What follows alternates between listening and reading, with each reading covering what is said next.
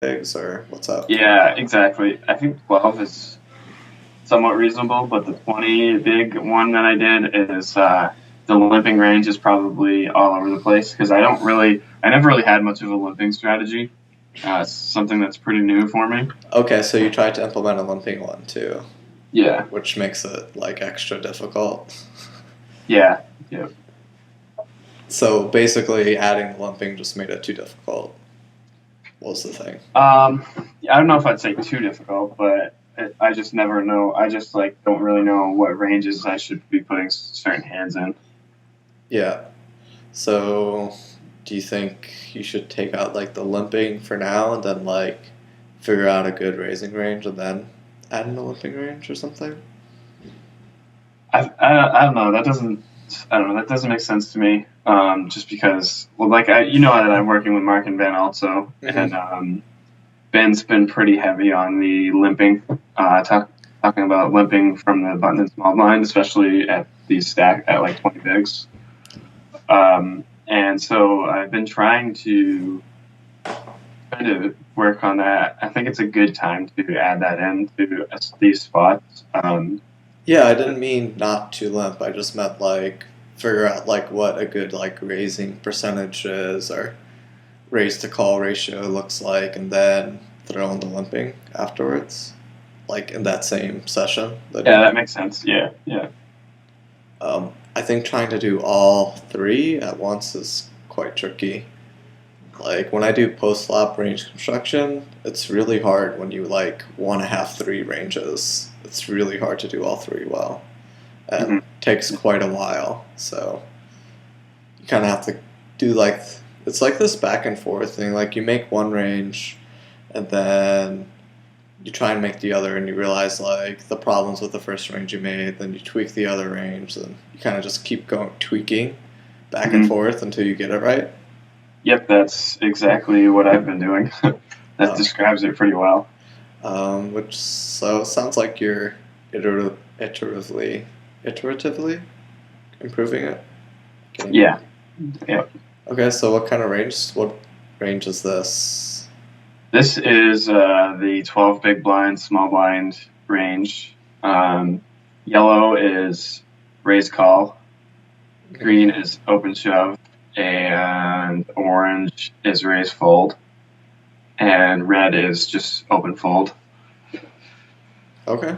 Um, I don't know if I'd fold anything at 12 bigs, but we're constructing balance ranges, I guess. So Yeah, this might be a little too much folding. I think that I actually originally had the all suited cards in the open shove range. So these three red ones here were not in there, and I just kind of threw them in last minute. I don't really know why.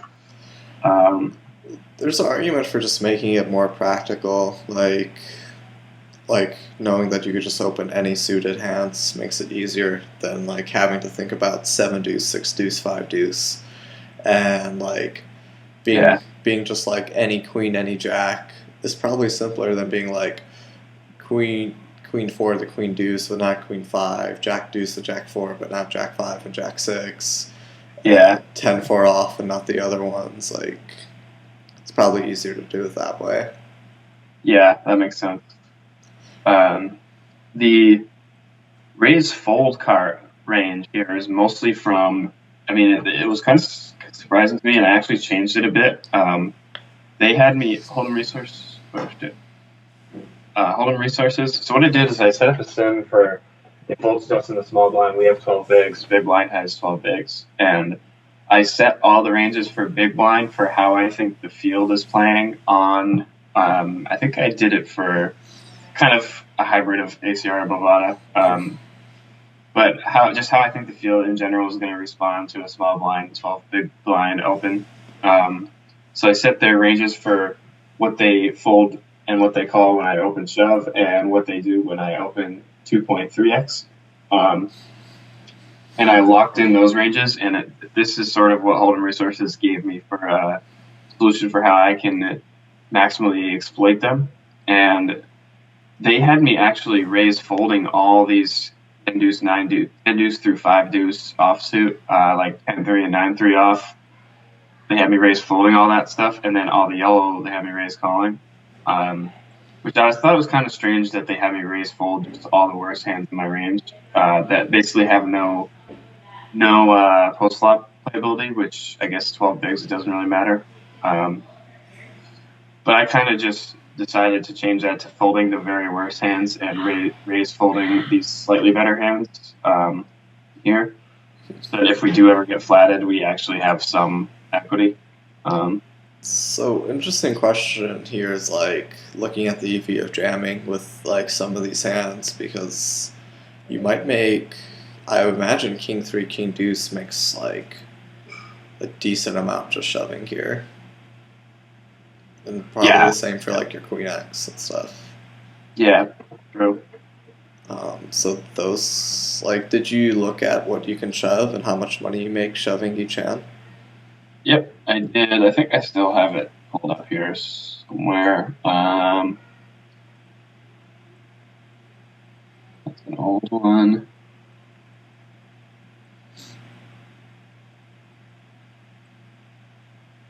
Okay. Yeah, let me see what's going on with 20 bigs. Like, that range looks fine, although I wouldn't fold too much with 12 bigs. But, Oh, you want to see the 20? Yeah. yeah. Yeah, real quick, I guess an adjustment I can make on the 12 big range is to be shoving these suited cards. And then the other stuff here I can probably tweak a little bit. But Yeah, so it looks like a pretty decent range. So your 20 big range looks interesting.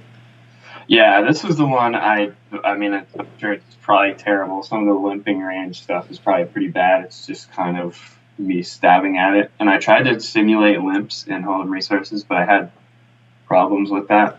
It's just a really complex calculation because you have to calculate, like, you want a good limp call range that isn't too weak, and then you want a good, like, limping shoving range, but then you also want to, like, limp fold hands, and then, like, a lot of your limp call and limp shove hands are good raise calls, and, it's really complex to try and do it all at once is the problem. Yeah, for sure. Um, yeah, and, like, it doesn't have, like, any, like, logical sense to it, like, how am I supposed to know in game that like I'm supposed to open King Deuce, King 3, King 4, Jack 4, Queen 4, Jack 5, 10 6, 10 5, 9 6, 9 5, and then You would open those, yeah. like how am I supposed to like know that in game that those are like my rays? I don't know. It's very weird, I guess. Yeah. I think it's just very hard to construct all those ranges at once. It's very difficult, but possible. It's just you have to either I think you kind of have to work your way to it rather than trying to do it all at once.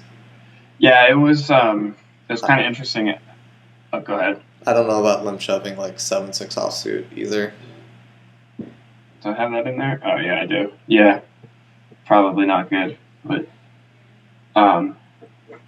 yeah. So I was saying after our last session, like right after it, I did a hand history review with Ben, and we went through my $22 turbo that I won right before our previous session. Mm-hmm. And it was all like most of the hands were three-handed. The three-handed for some reason lasted a really long time. So it was a lot of button and small blind hands right around these stack sizes, which was kind of cool to go through. And there was so many spots where Ben was suggesting limping, and I didn't limp once basically the whole tournament because it's just not part of my game. But it's kind of interesting that Ben's someone that plays a lot of three-handed poker, and he's probably worked a lot on these ranges. And it's interesting that there's so many spots that play best as a limp that I'm choosing to open fold or raise fold or do something else instead. Yeah, I don't know if it plays best. I think it's a pretty interesting play, especially at that stack depth. I think it's a pretty cool play, for sure. Yeah, I would suggest like simplifying the problem and then expanding up to limping from there, and making it more like logical, so you can apply this to other spots too. It's very kind of illogical. Like you're kind of just randomly choosing some hands to raise. Like I don't know how we should shove 7-6 off either. I guess I'm kind of just like having trouble figuring out how to make it logical. And Go ahead. and you said make the problem simple. You're talking about how, like, making the problem simpler and then adding limping. But I feel like I've already run a bunch of push, fold, and raise call stuff at these stack sizes. So I don't really know what else I should be doing before I go to adding limping. Well, I guess if you already done that, then you kind of have to just go to limping. Yeah. So, yeah, I'm not sure. Why did you put shove 7-6, 8-7, 9-8, 10-9? I don't know. Like I had a little bit of a issue with what I was calling these labels. Like I called it limp call, limp shove, limp fold, but really, like, at 20 bigs, there could be. I mean, there's hands that I'm limp calling if someone makes it like 2.8x, but I'm limp folding if they shove over my limp. So I wasn't sure. Yeah, so you need like a limp call raise, limp call jam range. Yeah. It's quite complex. Like, I think you're upping the complexity by quite a lot once you throw in limping. So Yeah, I for wouldn't sure. feel too bad about not being able to do it. Maybe you just work on like the raising ranges for a while and then figure out limping. I'm, I'm. Did you like run some like math for like limp shoving 8-7 off, or were you just like I don't ran want to all- fold to raise that much, so I'm gonna limp? I ran Hold'em Resources Sims, but those hands, some of those limp shove hands, are probably just me being like, well, I don't know. I mean, like, this hand isn't filled in yet, and I don't want to put it in some of these other ranges, so I'll just throw it in this range. And probably wasn't much logic involved. Probably was me just like trying to get every one of these squares colored in and deciding, okay, I don't have very many limp shoves yet, so I'll put the rest of these few in my limp shove range. Yeah. That's probably what happened. Yeah, so I think running the math on like a limp shove would be pretty important, pretty helpful. Yeah, and I think like you just doing the work definitely helps you though, and like making your raise folds make more sense. Like, it's weird that we're raise folding like 6-4 offsuit. Like, the hands, like our raise fold range is really oddly constructed. Mm-hmm. Doesn't make too much sense. But yeah, like your open rip range is good. Like, I like all the hands you're open ripping. I think you should just rip like ace 3 to end ace deuce just to make life simpler and easier. Yeah, I definitely agree with that. Yeah. Limp folds like kind of makes sense. Like, the hands you're limping with kind of makes sense, and like the strong hands and stuff. It's just, yeah, I think it's just quite tricky to. Yeah. I mean, you're kind of adding like 4 or 5 ranges when you add limping. Right. Yeah. Exactly. It's limp call And you have shove, to- limp call raise, limp reshove. Like, And you have to adjust all your other ranges too. yeah. So Like before, I would just have a open shove, open fold of some hands, and then like raise call or raise fold. So Yeah. now all those ranges need to be adjusted. yeah, it's pretty damn difficult. I think one thing we can do is just like make the limping range smaller, which would simplify the problem, and then expand it as we got like a better idea of what to do. So, like, right now your limp range consists of a lot of combos, right? Yeah. Quite a bit. If you were to just have your limp range consist of a small percentage of combos, it wouldn't be that hard to figure out. I think another thing we might be able to do that might help is, instead of having 4 or 5 limp ranges, just have one and just call it limp, and then like decide what hands I want to limp, and then after I do that, I could decide after that what hands do I want to be limp folding and limp raising. Yeah. Yeah. And limp calling. Yeah. Makes sense. Yeah, I think make the range smaller for now. I think that would simplify it. And yeah, like you said, I think that would help you visualize and simplify it even further as well. Yeah, just and that way I could kind of define my open shoves and my raise calls and raise folds better. And then instead of having like 5 or 6 colors on this chart, I have 3 colors, and it's just easier to set those ranges up. Yeah, so I guess that's like one principle you take away is like a method of simplifying, of like making things smaller. Should simplify it for you here. Yeah. Should make it easier. Okay. All right, let's do our first hand history review. This is weird. All right. I Do you want me to just? I don't think I've done any coaching with anyone that's went like fourth session in, no hand history review. It's kind of good though. I like it. I like doing this different stuff. I mean, I think that hand history reviews are definitely good too, but this range construction stuff has definitely been helping. So. Show. Okay. Give me a second to get the right. Oh, I got it right here, I think.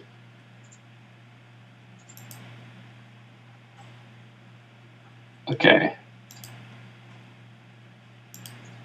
I think this is it.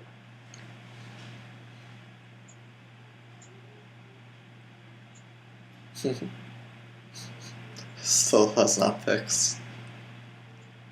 What's that? The thing still hasn't fixed. So is this a 33 turbo? Yeah, 33 turbo. Yeah. I was just saying where the thing opened to super small size. Oh yeah. It still does that. All right. So I usually start like last 100 hands. Okay, you want me to go a little further in? Yeah, you could run a report that says last 100 hands. That might be easier. There's only 115 in the whole tournament. All right, just do like middle of the tournament then. Okay. Here, why don't I just skip over a bunch of these first ones, and then I could go like post ante. Yeah. That'll probably be about 100 hands, or maybe a little less. Sure. No ante yet. I don't think. Hate when it's 51, no ante. It's annoying. Yeah. Alright, so you got the fish. Okay, here's the antes. Let's do it. Alright. So, just looking at players around the table. Habituru is the only guy I really have a bunch of hands with. I think he plays a lot of the turbos. Okay. Seems like he's always in turbos that I play. Yeah. If it folds around to you, what stats are you going to look at to decide like how good is the raise here? You cut out in the middle of that. If it folds around to you, what stats do you want to look at to decide how good of a raise this is? Mostly this stat right here, which is how often he folds this big blind to a steal, which is 68%. Also, the 17-14 is somewhat helpful to show that he's a little bit on the tighter side. Yeah, but I mean, those two together, I guess, is basically all I'm looking at.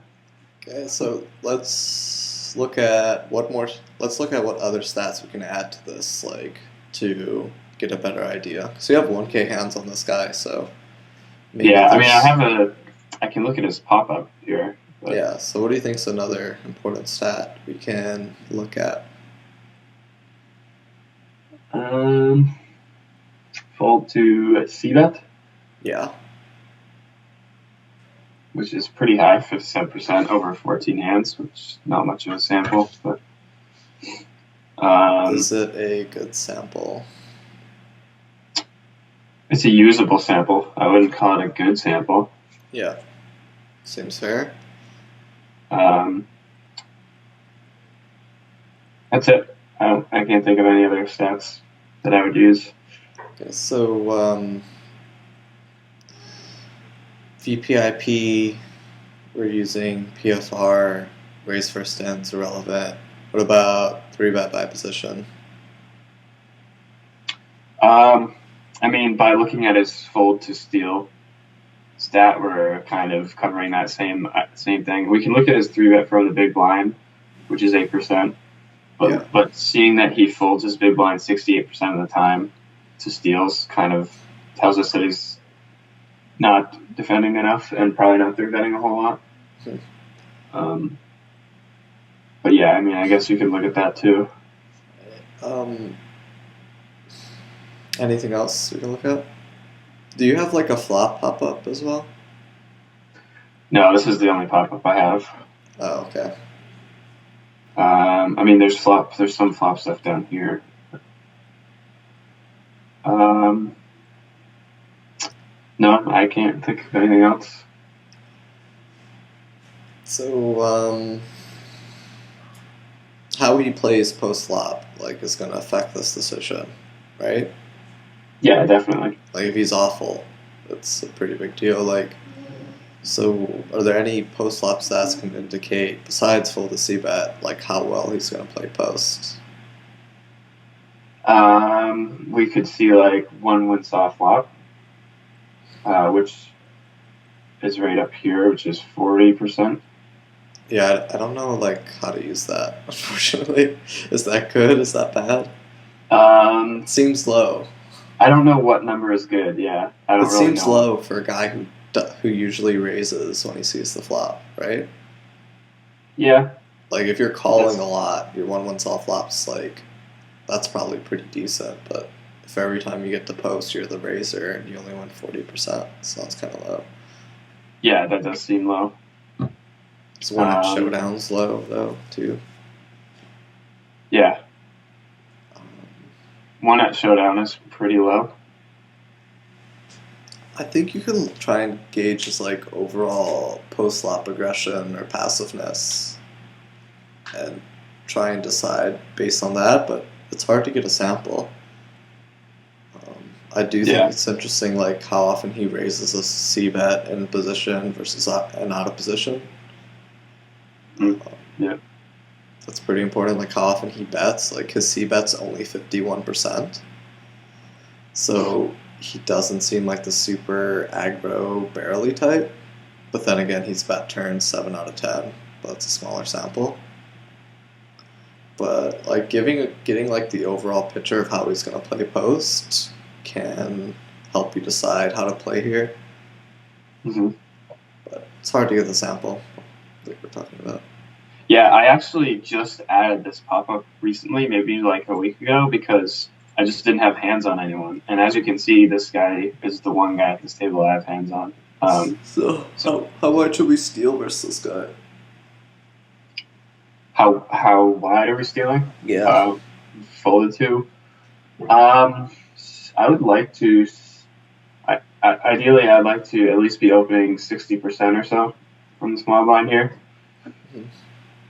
How often does your steal have to work? Show immediate profit. Let's see. If my size is going to be 230 here, so that means I'm risking 180 to win 220. So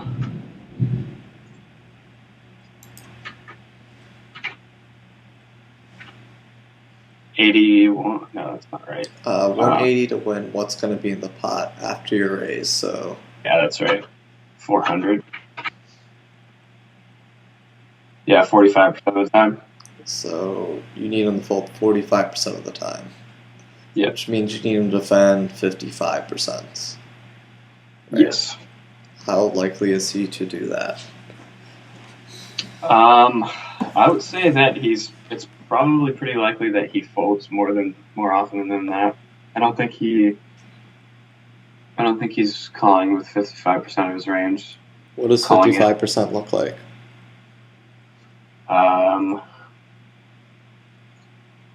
It looks like. Drum roll. Looks like this. Yeah, like minus a few offsuit crap, more suited stuff. Yeah. I mean, it looks more like something like this. I mean, it's gonna have a lot more of these suited connectors and stuff in it. Yeah. Yeah, even like the offsuit connectors and shit. It's probably gonna be more like. So yeah, we don't think he's defending that. We're pretty confident he isn't. Yeah, I mean, I don't think he's. I think a lot of the worst offsuit Queens Kings are going to be folding. I think that like the 10-3, 10-4 suited might be folding. Even like Jack Deuce suited, Queen Deuce suited. Mm-hmm. So yeah, I don't think he'll be defending enough. Okay. So how wide should you open here? I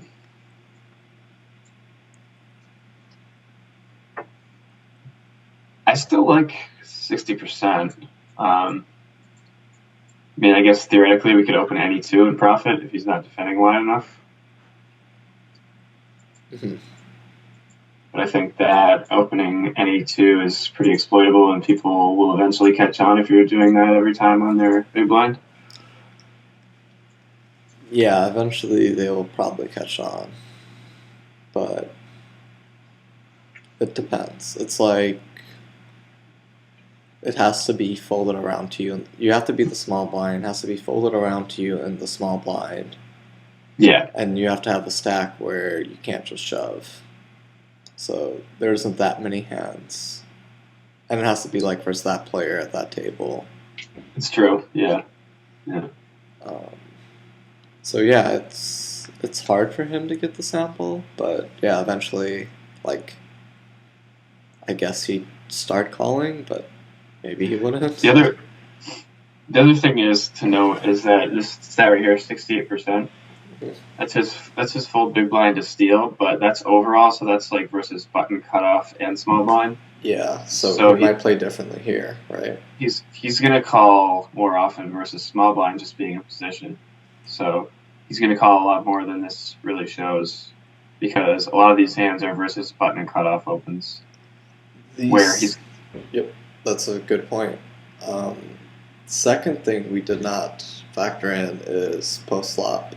Because let's say he calls 55%, you break even on your steal, and then you get to realize equity post too, right? Yep. It's true. So like even if you're opening a crappy hand and you have like 20-25% equity versus flatting range, you probably have more. That means you're gonna win what's in that pot. Like 20-25% of what's in the pot or something. Especially if he plays bad. Yeah. And, I mean, he doesn't seem... I don't really have any reason to think he really plays bad post-flop. Except for his fold to c-bet being too high. Was it? Yeah, it's 57. Oh, yeah, okay. Yeah, I mean, it's 14 hands. I have a little trouble, treating that like gospel. But, yeah.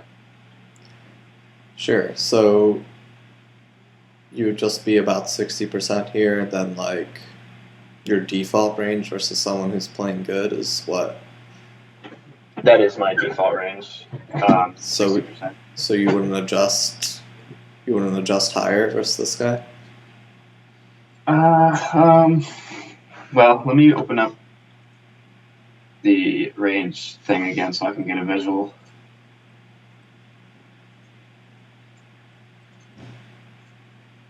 So 60% is going to be about like, come on. Okay. So this is 62.5%. You should have like a range like this in Flopzilla or something, right? Yeah, I think I do. Yeah, I just opened this one instead. But yeah, so this is 60%. I might versus this guy. Maybe I could open some more of these suited connectors. You're probably already that's probably in your Flopzilla range, to be honest. Yeah, but it is. But some of this other stuff isn't. Like some of these worst like 10-4 suited, Jack Deuce suited is not in there. Something like that. So this is probably this is probably more like what my 60% looks like. Yeah. Something like that. And then versus this guy, I do tend to pay pretty close attention to the stat in game. So I may adjust a bit by adding a few more percent versus this guy. Some of these offsuit connectors, maybe like all suited tens, maybe like some of these one gappers. Maybe something like 5% extra. Maybe even up to like 7 or 8% extra, actually, something like that. Okay. And at what point would you open 100% for someone? Like, what read would you? I'm pretty much never opening 100% at this stack size. Like 80, 90% is the max I'm opening. Why? Because I feel like it's easy to get into. I mean, like just I don't want to say this. I feel like it's easy to just be like, oh, I can open any two here. But sometimes I think that it's actually kind of bad to just kind of blindly open 100%. And so I've been trying to. Well, I don't mean blindly. I mean, like, what specific situation do you create like a hypothetical situation where it's correct to open any two? Like, what does that have to look like for you to do it? If we know for sure that this guy's going to be folding 68% of his big blinds every time we open on him, then sure, we can open any two. If you know he's going to fold 50, if you know he's going to fold 46% of his big blinds for sure, you could open any two, right? Yes. Yeah. If you were 100% confident he's folding 46% of the time, do you take it?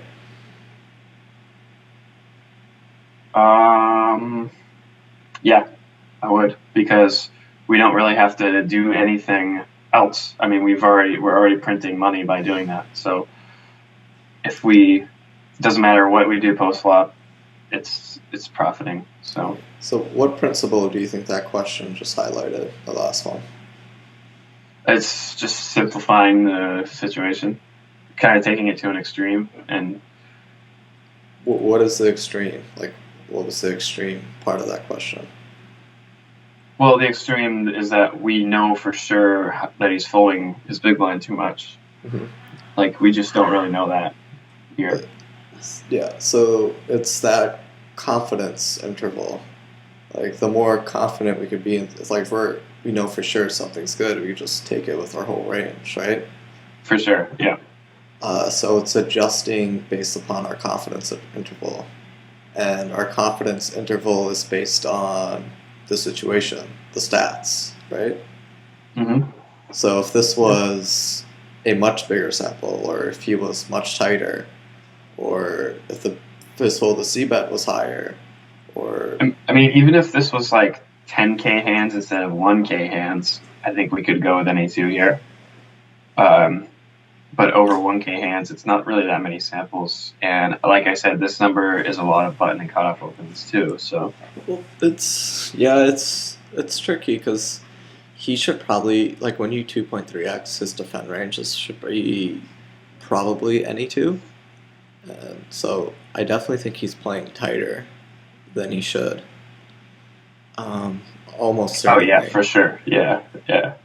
Like, almost certainly. Like, if you go 230 here, there's 400 in the pot, 130 from the call. He's getting 3-1 in position for some very wide range. It's hard to fold anything. Certainly going to be folding too much, yeah.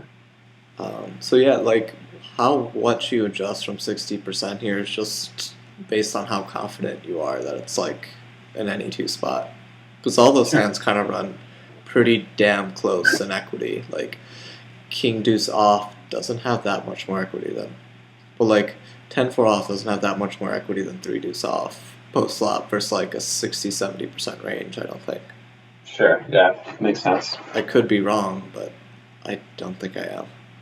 So it's more like not like pushing it in spots where you can't be super confident. Yeah. Okay. Okay, we spent like 20 minutes on this one hand. Let's go. No, that's good though. That was Good stuff. Yeah, we won't be getting through many hands on a hand history review. That's all right with me. I really love going super in depth like this, so I think it's a lot more effective than just flying through hands. So Cool. okay, anyway, let's Probably do it. someone raises, and you just fold. Yeah, Yeah. someone raises and I just fold. Yeah. All right. I actually just last night just added this hero HUD too. I didn't have a HUD for myself. Oh, nice. So I just added this to kind of give me a little bit of an idea of how I'm playing and how I'm perceived at the table. Playing 42-17. No. Yeah. Us. Okay, so I 2.45 it on the button here. Actually, my standard is tending to be more like 2.2 on the button from most levels of the tournament. This is pretty early, Okay. so I tend to go a little bigger, but anyways, we get called. 7 deuce queen, flop. I don't know what I do here actually. I check back. Interesting. I think I would tend to see that here with like no equity most of the time, but You think we should bet our no equity hands and check, like, what do we check?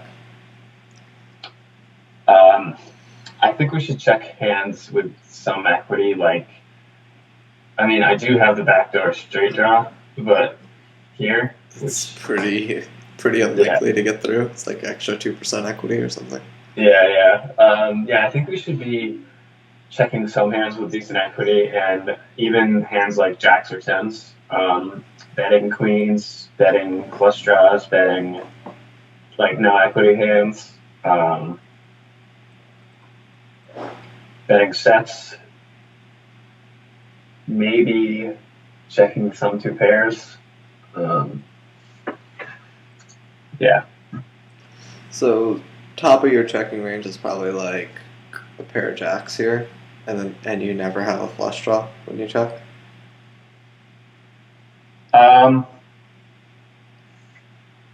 I think I would check some flush draws, and I would bet some of the better flush draws. Okay. So check like the low ones, bet the high ones would be your strategy here? Yeah. Or would you rather like check the high ones because they have like more showdown value? That's true. That's a good point. I would bet. I think I would bet like my flush draws with the queen of hearts. Mm-hmm. Yeah, I just meant like, should we check the ace high ones because Yeah, that's. Or like the low ones. Yeah, I think we should be. I think we are better off checking the ace high ones and king high, and especially since they're more equity and they also have the overcard outs. So kings and aces are pretty good for us on the turn if we're checking those. Okay. And what type of hands were you thinking about that have equity that you want to check that aren't like a pair though? Well, the flush draws we talked about, and then like mostly just pairs, I guess. Yeah, mostly just under pairs to the queen. So your checking range would almost fold the turn bet like 0% of the time.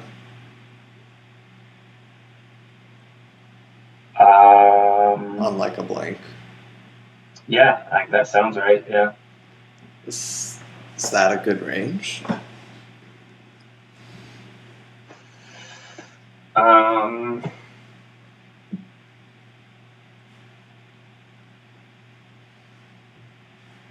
I don't know. Seems imbalanced if it just seems really strong. We're never folding to a turn bet. Yeah, so like simpler way to think about it is like change the point of view. Like put yourself in the big blind spot.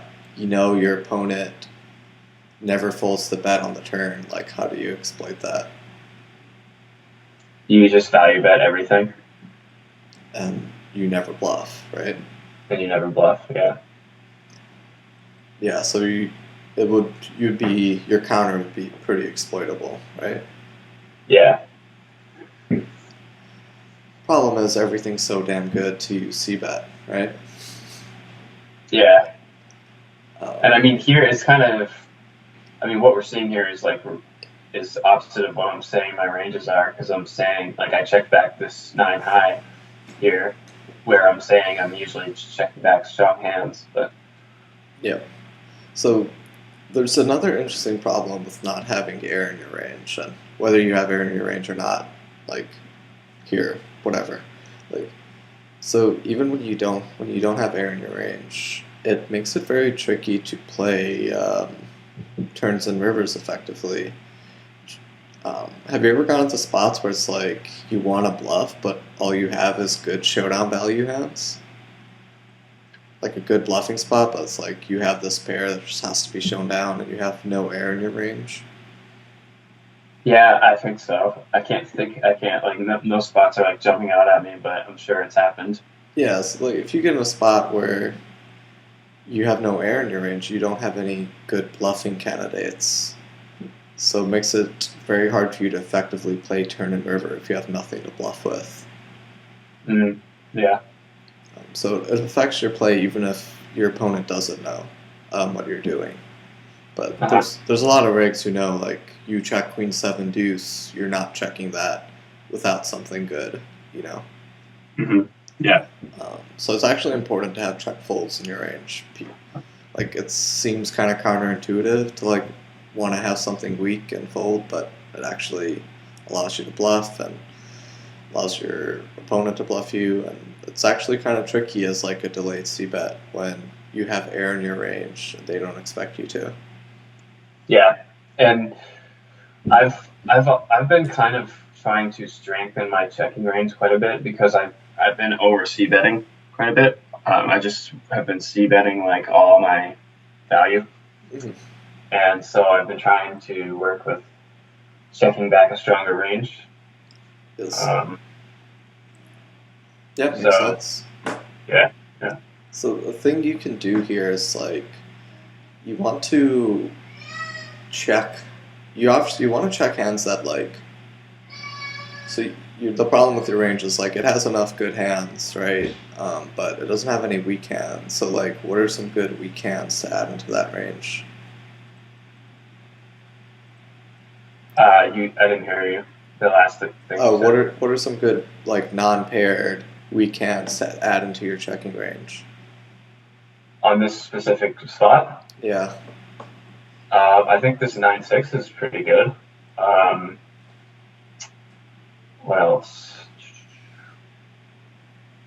Uh, 3-4, 8-9, 5-6.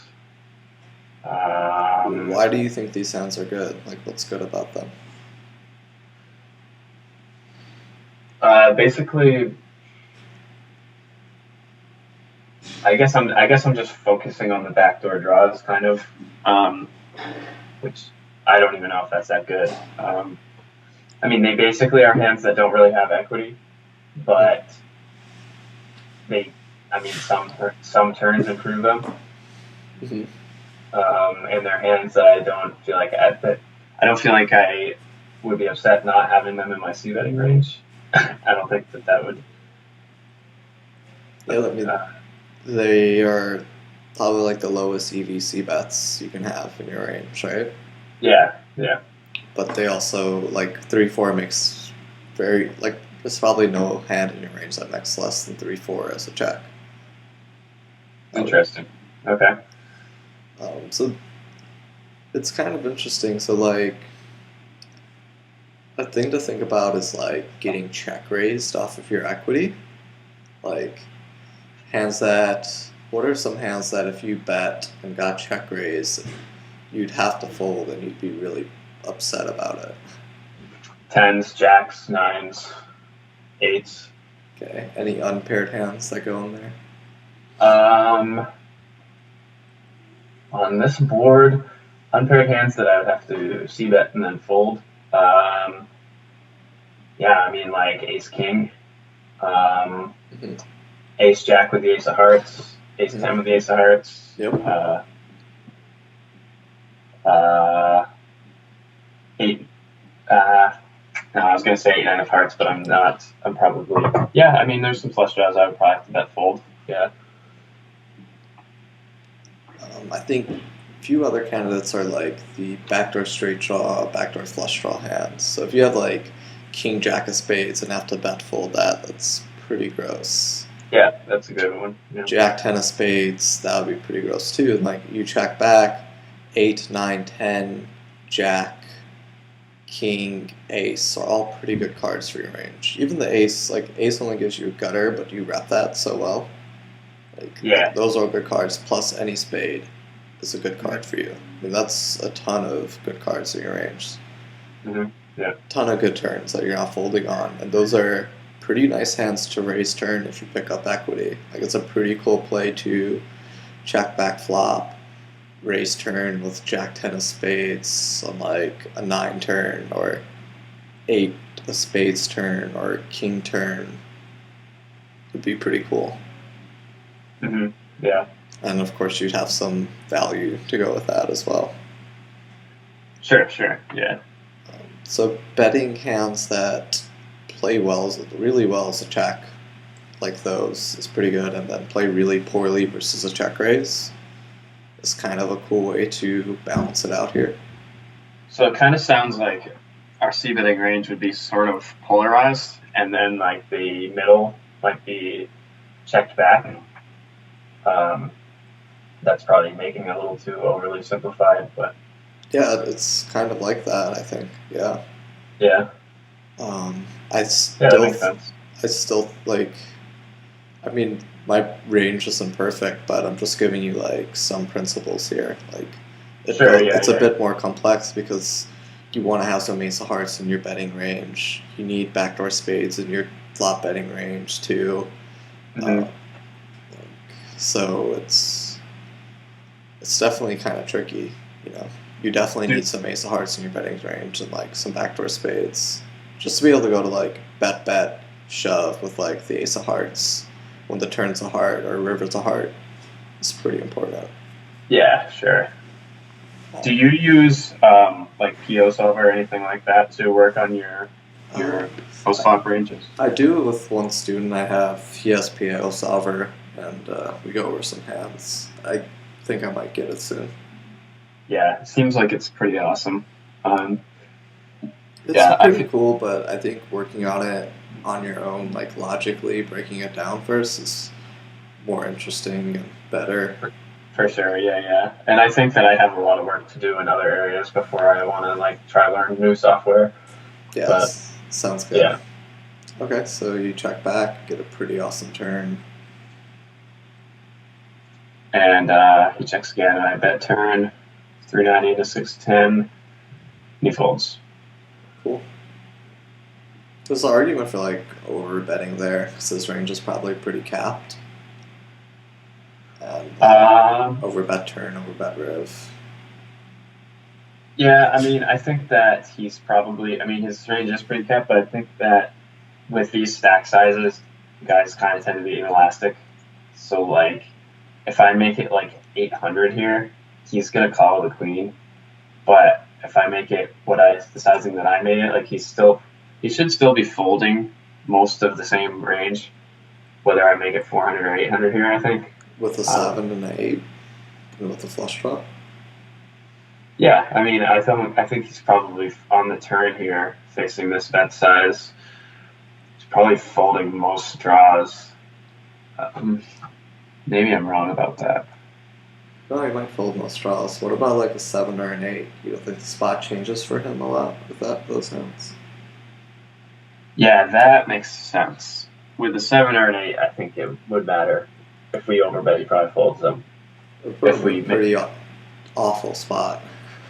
Yeah. I bet that's like pretty close to the top of his range, the 7 and the 8. Yeah, I would agree with that. Yeah. So I don't know. It's something to think about. Just like attacking cap ranges, putting him in a tough spot where 8 or 7 is a pretty easy spot with like 300 if you bet, but a really tough spot if you bet like 600, 700, 800. Yeah, that's a good point. Yeah. Interesting. I had a hand. I meant to send it to you, but I think I might have sent it to you at some point. But it was on ACR, and it was a 5-way pot, and it was limped free, and I overlimped with threes. We're super deep, and it just checks all the way down the river. I'm the last to act, and it's 5-handed, and the board is like 7-8, 7-7-8. So there's a full house on the board. Yeah. And I was just like so sure that no one else had 9s or better, or like an 8. So I overbet river 5x pot with just threes, just playing the board, and 4 guys folded. So I ended up in 1 guy called. So I chopped heads up instead of chopping 5 ways by overbetting. He just called you with air. It's pretty sick. just with the board. Yeah. Well, I mean, it's a spot where like it's pretty hard for me to have anything, but it's pretty hard for any of them to have anything either. So he was the last to act. Like he was the last one to act after I made it the overbet. So he didn't have to worry about people behind him having anything. So, so everyone else folded and then he called. The overbet's a good strategy when your value range is pretty tiny. Yeah. It allows you to add more bluff combos and still be balanced. Like, yep. If you bet half pot and you want to be balanced, you need to have on the river. You need to have 3-to-1 value to bluff ratio for him to be indifferent. And if you bet pot, it's 2-to-1. And if you bet 2x pot, I don't know what it is. They have to call 2-to-1-3, so you could have like 40% bluffs or something. It's like 2-to-1, not 2-to-1, but it's 2-to-1 the other way. No, it goes like half pot, you can bluff 25% of the time, full pot 33% of the time, 2x pot 40% of the time. Okay. Gotcha. So it allows you to add more bluffs in spots where you don't have any value combos. Anyways, we'll go ahead. Makes sense. I usually only use the overbet when it's like a super exploitative play where I have an extremely high confidence that it's going to work, and it's. Yeah, we'll get into like river bet sizing at some point, but it has to do with like figuring out what your range is, how many value combos you have, how many potential bluff candidates you have, what his range looks like, stacked ups, and all that shit. But overbetting, I think, is the best play way more often than people do it. I think that makes a lot of sense, yeah. And I would agree with that. Okay, so you fold 4 deuce. It's pretty good. Yeah, so I am tightening my opening ranges. I'm folding 4 deuce offsuit now. This is the premier coaching. That's what it's all about. That's right. I limped here, but I actually think this was a misclick. I usually don't have a limping range here. I think that I probably meant to raise and misclicked. Sounds good. So he checks. We get a pretty, not a good flop for our hand, but I think that just c-betting is going to profit. So, or I mean, not but c-betting, but betting after we limp pre. Yeah. And yeah. Turn is weird. Yeah, so I just think like he has 100% range right now. A lot of 100% range doesn't hit this board very well. So I just bet. Maybe min bet isn't best. Maybe like 220 is better. 240. I think it's probably better. But yeah. Anyways, turn pairs of the board, and I think I just give up at this point. What do you think his range is for getting to turn? Oh god, it's really hard to say because he's got 100% on the flop, and then he has to call a min bet. So I mean, like probably almost any hand with 1 spade in it. Yeah. Any 7, any 9, some 4s, 8s. I mean, like pocket 8s. 10-8. You just say all straight draws and gutters. All straight draws. Maybe not all gutters, but probably some. All spade X hands.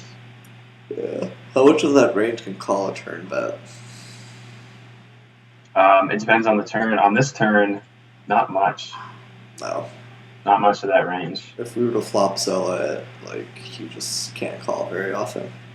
Yeah, so we probably profit here in the tournament. I think what happened was I just was like, well, I misclicked pre, and now I stabbed at it, and now I'm just going to give up. But I mean, there probably wasn't a whole lot of deep thinking about how often I could get him to fold the turn. I think I kind of was just like, oh shit, I misclicked. I'm just going to give up on the hand now. Makes sense. So yeah, I just check fold. Yeah, it could be like a call versus his range on the turn, potentially. Yeah, it could be. Yeah, and I think betting turn is probably pretty good too. Yeah, I think it's way better. Yeah. But we could just check call, turn river, and it's probably not that bad with as much air combos as he has. Yeah. Under the gun 3x versus a guy that seems pretty fishy. New screen name too that I hadn't played with before. We just fold. I think that his range is going to be pretty strong there when he 3x's under the gun. Sure. And stronger than your average bear when he's got these stats. Makes sense. Just fold, cut off 4-3L. It's fine. It's good.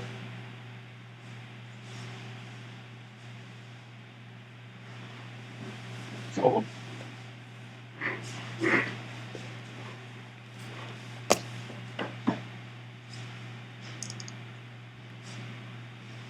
Fold.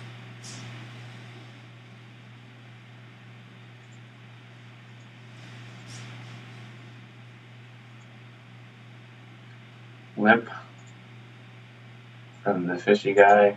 Yeah, just go to next hand, I assume. Should be a standard one. Just go to the next. Yeah, okay. You're probably right.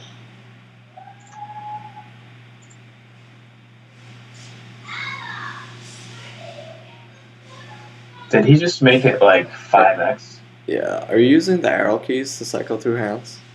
Yeah. Okay. Are you using? Is there a better way to do it? Are you using the command and arrow to cycle to go to the next hand? No, I mean the keys on your keyboard. Oh no!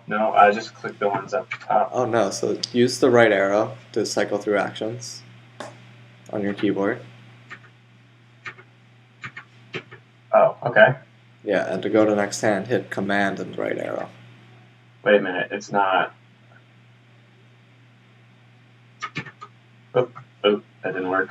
Oh, control right arrow, probably for you. Control. Oh, yeah. Okay, it's just a little laggy, but I guess that does work. That's a lot easier. Yeah, if it shouldn't lag. It usually just runs super fast, and I could run through 100 hands in 10 minutes. Okay, that's good to know. Yeah, and if you just want to do hands UVPIP, hit shift and the right arrow. And it'll skip to the next one that UVPIP? Mm-hmm. Really? That's pretty cool. Yes. It didn't do anything. It didn't? No. Go to options. Look for navigation. Next hand, hero played shift and right arrow. Yeah. That should work. Oh shit. What did I do? Okay, I think it went to the next one. Okay. We have the ace queen off. Yeah, we'll make this the last hand. Okay. Peel. What is it? It's just defend. Your PT4 is so laggy. Well, it's like I have to press it twice. I have to press the arrow twice to really. To go. Yeah. That's weird. Yeah. Yeah, seems like a call. I don't know why it's being weird. Yeah, so we check call. Turn goes check.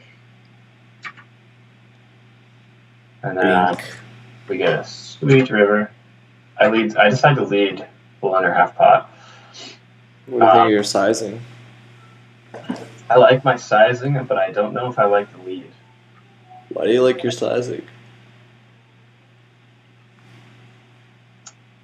Um, it seems like if Villain has any calling range, he should be able to call with all those hands to this sizing. So like if he has like eights or nines here and he's gonna call river, yeah, he'll call this sizing. Mm-hmm. Um, Much bigger than this, I don't think he would with those types of hands. Um, Much smaller, and we're missing value, I think. Okay. Think about what other hands he could have in his range when he checks turn. I think he has flush draws. I think he has king X. I think he has. Oh, when he checks back turn. Yeah. Yeah, flush draws, straight draws, ace X. We don't care about that. Only hands that could potentially call a river bet. Okay. Jack X, Queen X, eights, sevens, nines, sixes, tens. That's about it, I guess. Okay. So make sure we go down the mental checklist so we don't miss anything. So like Jack X, would he check the turn with the Jack X, for example? No, he wouldn't. Queen X, he would. King X, like Queen X is irrelevant. You don't have to think about that. Okay. So it's important to like chunk these things. So like if you're spending time thinking about how often he has Queen X, like you're literally just wasting your time because it doesn't ever help you, right? Like if he has a queen, you always chop. If he has air, it has no effect on what your bet size should be. Yeah, makes sense. So I guess just those pocket pairs and the under pairs. You forgot to think about a king X. Would it make sense for him to check a king? Bet a king, raise a king pre, bet the flop, then check the turn. With his weaker kings, sure. Does he have a lot of weaker kings? No. He could have like king 6 suited through king 10 suited. King 10 off, he could have. King 9 off? King 9 off, sure, yeah. So that's like 24, it's like 40 something combos. Yeah, so it's a decent amount. 10s, 9s, 8s, so how many combos is that? 18. Yeah, so quite a bit more. Also, there could be a chance he checks ace king here. Yeah, sure. Turn pairs the board, you're not going to be happy with the queen. Like, you might want to pot control there, pretty deep. Sure, that makes sense, yeah. You could also have, like, ace king, ace ace as well, which I think is less likely, though. Yeah, I guess. Much less likely, and not many jacks in your range, but... I think he would be very likely to bet turn with aces, but yeah. So the majority of the hands that are going to call this river bet are going to be a king. I mean, it just vastly outweighs the other hands. Unless you think he'd bet the turn pretty often, and then you could discount kings. Like, let's say you thought he'd bet the turn half the time with like a king, then we'd say there's only 20 combos of king X instead of 40. Yeah, that makes sense. I just don't think we have reason to believe that. I think it's pretty reasonable that a villain with these stats, who seems like a pretty decent player, would check back kings a fair amount of the time. Yeah, so if most of his range is a king, like 2/3 of his range is a king, and like 1/3 is a under pair, what do you think should be your bet size? I would have to do the math out to do that. Without doing the math out, I think 900 is still reasonable, because if we're strictly targeting those kings because it's more of his range, I would be happy with going more like 1200, 1300 here. Mm-hmm. But if by going, like, let's say when we go 1300, he folds most of those under pairs and calls with his kings. But if we go 9, calls with all of that stuff, it still could be more profitable to go 9, even though only a third of his range is under pairs. Yeah, let me do the math. So let's say, so he calls a third. He'll call. So if you bet 900, you do that like 100 times, you'd win average of 900. Like let's say his range is 1/3 pairs, under pairs 2/3 king X, right? Right. Yep. So he'd call every time with versus 900, which probably isn't true. Yeah. But let's just say he does. So that means you'd Yeah. win like 900 chips per hand or 90,000 chips. But Yeah. if you bet 1,300 and he called 2/3 of the time, We you win have to multiply 858. 2/3. You have to multiply 66 by 1,300. Yeah, I don't know if you can see it.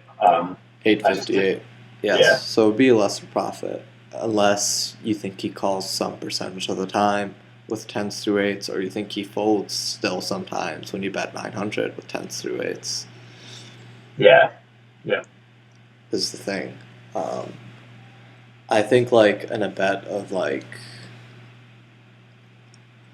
basically the way I do it is I figure out what I want to bet versus a king 13. I want to bet 900 versus like a under pair and lean more towards the king. So like I'd meet like somewhere in the middle plus lean towards the king, basically. Go like 1175 or something. Yeah, something Yeah. like that. That makes sense. Yeah. Probably be my bet size, but I don't know. Anyways, I think you made a mistake not putting kings in his range here. Regardless of your bet size, it's probably the more important mistake. Yeah, and I'm pretty sure I did that in game as well when he checked turn, and that's definitely an incorrect assumption. Yeah, I don't know if you assumed it or you glossed over it. Yeah.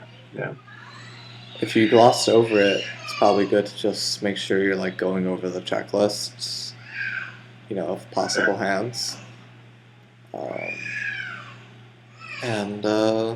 Yeah, I guess that's it. Call it a session. All right, sounds good. All right, and we'll work on some more like 12 to 20 big blind stuff next time. Okay, yeah, I'll try to spend some more time with those ranges and see if I can get the limping stuff a little more down. Sounds good. Peace. All right, see ya.